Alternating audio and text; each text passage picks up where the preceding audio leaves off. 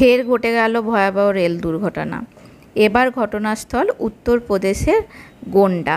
চণ্ডীগড় থেকে ডিব্রুগড়গামী ট্রেনে এই দুর্ঘটনা ঘটে। প্রাথমিকভাবে জানা যাচ্ছে উত্তরপ্রদেশের গোন্ডার কাছে ট্রেনের বেশ কিছু বগি লাইনচ্যুত হয়। রেলের তরফে তৎপরতা শুরু হয়। দুর্ঘটনার পরই শোক সংবাদ আসতে থাকে।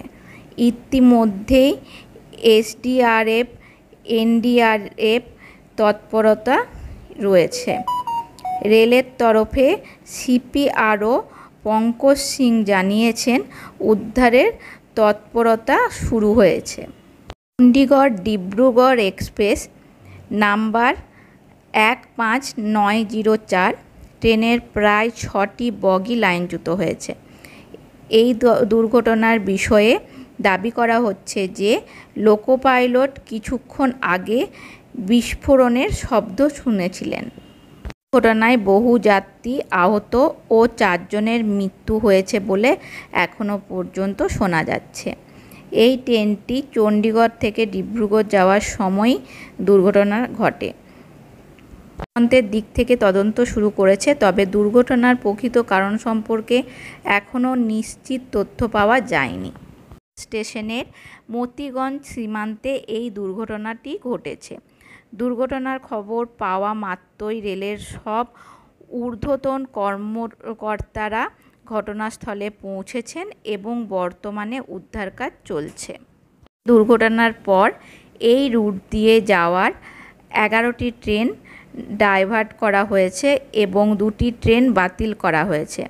এই দুর্ঘটনার পর ভারতীয় রেলওয়ে এবং স্থানীয় প্রশাসন মানুষকে সাহায্য করার জন্য হেল্পলাইন নম্বর দিয়েছে। হেল্পলাইন নম্বর দুটি হলো 8957409292, আরেকটি নাম্বার হলো 8957400965। এর পাশাপাশি উত্তর পূর্ব রেলের লগ্ন বিভাগ এবং পৃথক হেল্পলাইন নম্বরও জারি করেছে।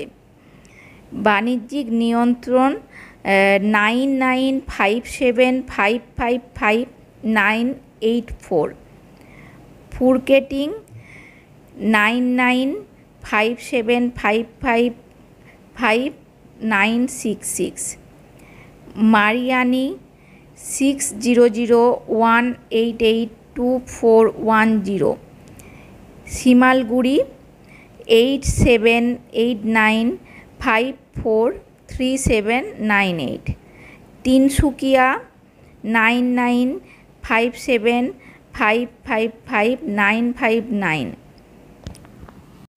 DIBRU 5959, DRBR 5959, DIBR 596। রেল মন্ত্রকের তরফ থেকে জানানো হয়েছে, এই দুর্ঘটনায় যারা মারা গিয়েছেন তাদের ক্ষেত্রে নিহতদের পরিবারকে 10 লক্ষ টাকা করে ক্ষতিপূরণ দেওয়া হবে। যারা গুরুতর জখম হয়েছেন তাদেরকে 2.5 লক্ষ টাকা করে দেওয়া হবে। যারা অল্প আহত হয়েছেন তাদেরকে দেওয়া হবে 50,000 টাকা। রেল মন্ত্রকের তরফে জানানো হয়েছে, সিআরএস তদন্ত একটি চলবে, তার সঙ্গেই উচ্চ পর্যায়ের তদন্ত করার জন্য নির্দেশ দেওয়া হয়েছে। কেন্দ্রীয় মন্ত্রী কীর্তি বর্দান জানিয়েছেন, এই দুর্ঘটনায় যারা জখম হয়েছেন তাদের মানকপুর স্বাস্থ্যকেন্দ্র এবং গোন্দার হাসপাতালে পাঠানো হয়েছে। বাকি যাত্রীদের নিরাপদ জায়গায় সরিয়ে আনার চেষ্টা করা হচ্ছে। দুর্ঘটনাস্থল থেকে মানকাপুর রেল স্টেশন পৌঁছানোর জন্য বাসের ব্যবস্থা করা হয়েছে বলে জানিয়েছেন তিনি। গোরখপুর থেকে একটি স্পেশাল ট্রেনের ব্যবস্থা করা হয়েছে। এই ট্রেনের মাধ্যমেই যাত্রীদের তাদের গন্তব্যস্থলে পাঠানোর ব্যবস্থা করা হচ্ছে।